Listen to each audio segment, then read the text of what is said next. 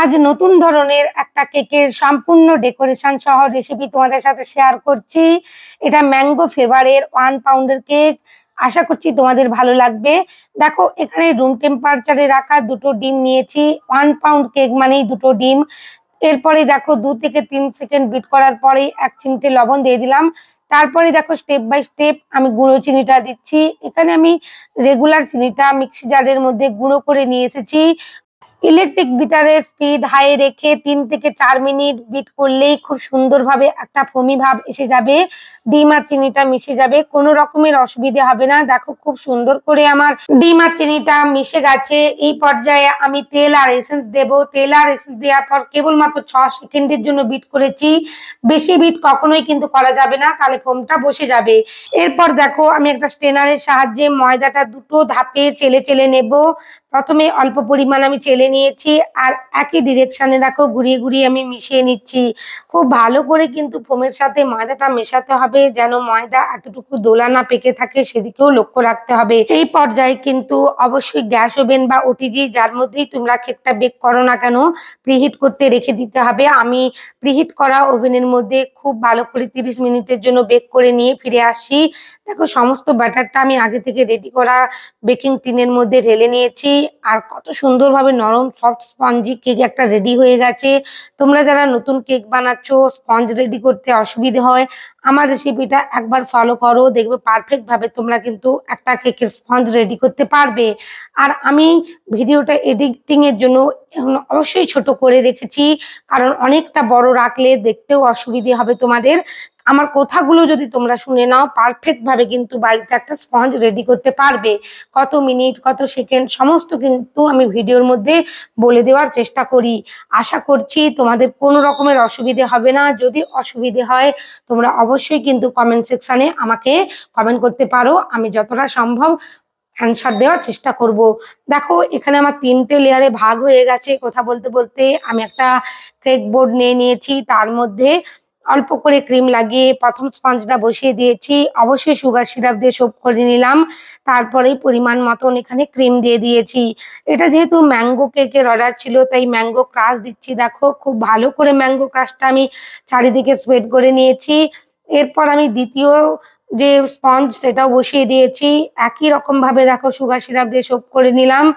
অল্প করেই আমি পরিমাণ মতন ক্রিম দিচ্ছি। অতিরিক্ত ক্রিম দিলে কিন্তু কেকটা খেতে ভালো লাগবে না।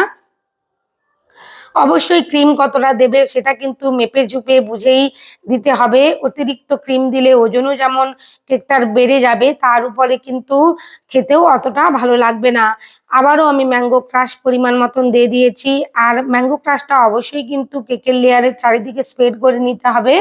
আবারও আমি তৃতীয় স্পঞ্জটা বসিয়ে দিলাম। এরপর আমি ভালো করে সুগার সিরাপ দিয়ে সোক করে নেব, নাহলে কিন্তু ফ্রিজে রাখার পর কেকটা একেবারে ড্রাই হয়ে যাবে, খেতে পারা যাবে না। তাই সবসময় সুগার সিরাপ দিয়ে তোমরা এটা সোক করবেই। দেখো, আবার আমি ভালো করে ক্রাম কোটিং করে নিচ্ছি। অল্প অল্প করে ক্রিম ইউজ করছি, কখনোই কিন্তু বেশি ক্রিম এখানে আমি ইউজ করছি না। অল্প অল্প করে ক্রিম নিচ্ছি, আর প্যালেট নাইফ দিয়ে ধারগুলো আমি ভালো করে মাখিয়ে নিচ্ছি, যাতে সমস্ত ক্রামগুলো লুকিয়ে যায়।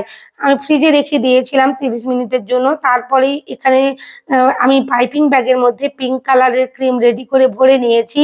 আর তোমরা থাম্বনেলেই দেখেছো কেকের কিভাবে ডেকোরেশনটা হয়েছে। সমস্তটাই কাস্টমাইজ ছিল, কাস্টমারের পছন্দ অনুযায়ী আমাকে বানাতে হয়েছিল।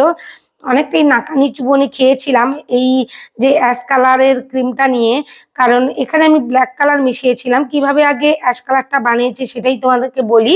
এখানে হোয়াইট কালারের ক্রিমের সাথে আমি 6 থেকে 7 ড্রপ ব্ল্যাক কালার মেশানোর পরে এরকম একটা অ্যাশ কালার এসে গেছে, সিলভার কালারের মতন। কিন্তু এখানে যখন বাই কালার করছি, উপরের অংশটা পিঙ্ক, নিচের অংশটা পিঙ্ক, আর মাঝের অংশটা দেখো যে এই অ্যাশ কালার, তো গ্রে কালার যেটা, তো সেটা করতে গিয়ে বারবার অসুবিধে হচ্ছিল, পিঙ্ক কালারের সাথে মিশেই যাচ্ছিল। তো অনেক ভাবনা চিন্তা করে একটু ধৈর্য নিয়ে আমাকে কিন্তু কাজগুলো করতে হয়েছে।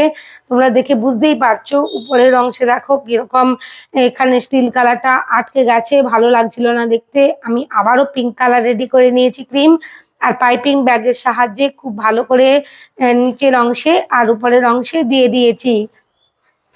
আস্তে আস্তে ধীরভাবেই কিন্তু প্যালেট নাইফ দিয়ে কাজগুলো করতে হবে। আর বারবার কিচেন রুমালের মধ্যে কিন্তু এই প্যালেট নাইফ গুলো ক্লিন করে করে কাজটা করতে হবে। আমি দেখো কিভাবে করেছি সমস্তটাই ভিডিওয়ে শেয়ার করেছি, সমস্ত টেকনিকটাই। আশা করছি ভিডিওটা তোমাদের দেখে উপকার আসবে বা তোমরা বুঝতে পারছো। যদি ভালো লাগে আমার এই ভিডিও, চ্যানেলে নতুন বন্ধু হয়ে থাকলে চ্যানেলটা সাবস্ক্রাইব করে দেওয়ার অনুরোধ জানালাম। আর পাশে থাকা বেল আইকনটি ক্লিক করতে ভুলো না, যাতে সমস্ত ভিডিওর নোটিফিকেশন তোমাদের কাছে পৌঁছে যায়। লাইক শেয়ার কমেন্ট অবশ্যই করো, তোমাদের লাইক শেয়ার কমেন্ট আমাকে নতুন নতুন কাজ করতে উৎসাহিত করে। দেখো এরপরে আমি আবারও একটা অ্যাশ কালারের ক্রিম রেডি করে নিয়েছি একই রকম ভাবে। আর যেভাবে আমি পিঙ্ক কালারটা দিয়েছিলাম, আবারও আমি এখানে অ্যাশ কালারটা দিয়ে একটা প্যালেট নাইফ দিয়ে খুব ভালো করে স্প্রেড করে নেওয়ার চেষ্টা করছি। এইভাবে একটু ধৈর্য ধরে একটু সময় নিয়ে যদি কাজগুলো করা যায়, নিশ্চয়ই কাজগুলো পারফেক্ট করে করা যাবে। দেখো আমি এখানে যখন প্যালেট নাইফটা দিয়ে ক্লিন করছিলাম এক্সট্রা ক্রিমগুলো, তো আবারও এখানে কালারটা চেঞ্জ হয়ে যাচ্ছিল। আমি আবারও কিন্তু পিঙ্ক কালার দিয়ে ঠিক ম্যানেজ করে নিয়েছি। ধীরে ধীরে দেখো আমার সমস্ত কেকটাই কিন্তু রেডি হয়ে যাচ্ছে।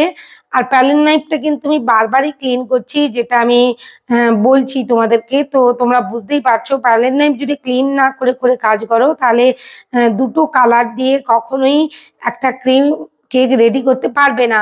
এরপর দেখো স্পুন দিয়ে একটা ডেকোরেশন ছিল সাইডের অংশ থেকে আর উপরের অংশ থেকে, সেটাই করে নিচ্ছি। আমি কিন্তু এই কালারগুলো মেশানোর পর ফ্রিজের মধ্যে 10 মিনিটের জন্য রেখে দিয়েছিলাম সেট করতে, কারণ কাজটা করতে অনেক সময় লেগে গিয়েছিল আমার।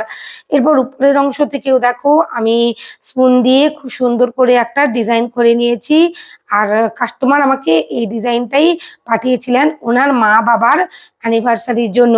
এরপর আমি দুটো রোজ নিয়ে নিয়েছি। রোজের মধ্যে দেখো ফয়েল পেপার যে পাওয়া যায় মার্কেটে, তোমরা পেয়েই যাবে অ্যাভেলেবল। তো সেই ফয়েল পেপার দিয়ে আমি কিন্তু এখানে সিকিউর করে নিচ্ছি, কারণ খাবার জিনিসের মধ্যে একেবারে ডাইরেক্ট যে ফুলের যে বৃন্তটা সেটা আটকে দেব না। না, আর অবশ্যই কিন্তু ফ্লাওয়ারগুলো বাজার থেকে কিনে আনার পর ক্লিন করে নিয়েছি পরিষ্কার জলে, তারপরে জল ঝরিয়ে কিন্তু এখানে কাজটা করছি। আর এখানে গোল্ডেন ড্রিপার পাওয়াই যায়, তোমরা বেকারির দোকানে পেয়েই যাবে। গোল্ডেন যে আমরা ড্রিপ করি কেকের মধ্যে ডেকোরেশনের জন্য, সেই ড্রিপার দিয়ে দেখো একটা তুলির সাহায্যে আমি কেকের চারিদিকে বর্ডার করে দিচ্ছি। কেকটা এভাবেই ডেকোরেশন করা ছিল। আর হ্যাঁ, এখানে একটা টিপস দেই তোমাদেরকে, যে এখানে যে গোল্ডেন ডিপারটা আমি তুলির সাহায্যে আটকে নিচ্ছি, অবশ্যই কিন্তু কেকটা ফ্রিজের মধ্যে সেট করতে রেখে দিয়েছিলাম। আমি যতক্ষণ গোলাপ ফুলগুলো রেডি করছিলাম ফয়েল পেপার দিয়ে, ততক্ষণ কিন্তু আমি কেকটা ফ্রিজের মধ্যে সেট করে নিয়েছি। নাহলে কিন্তু কখনোই সাথে সাথে এই গোল্ডেন ডিপারটা লাগাতে যেও না, তাহলে ক্রিম তুলির মধ্যে উঠে চলে আসবে। এরপর আমি একটু সিলভার ডাস্ট দিয়ে হাইলাইট করছিলাম, কারণ কেকটা এইভাবে হাইলাইটই করা ছিল। আর উপর থেকে কয়েকটা সুগার বলও ছিল, সেই অনুযায়ী ছোট বড় বিভিন্ন সাইজের। তো আমি ছোট বড় বিভিন্ন সাইজের সুগার বল নিয়ে এসে এখানে ডেকোরেশন করে নিচ্ছি। এরপর আমি রোজ বসিয়ে নেব। আর যে অংশগুলোতে একটু হোয়াইট স্প্রিঙ্কেল দেওয়ার দিয়ে দিয়েছি।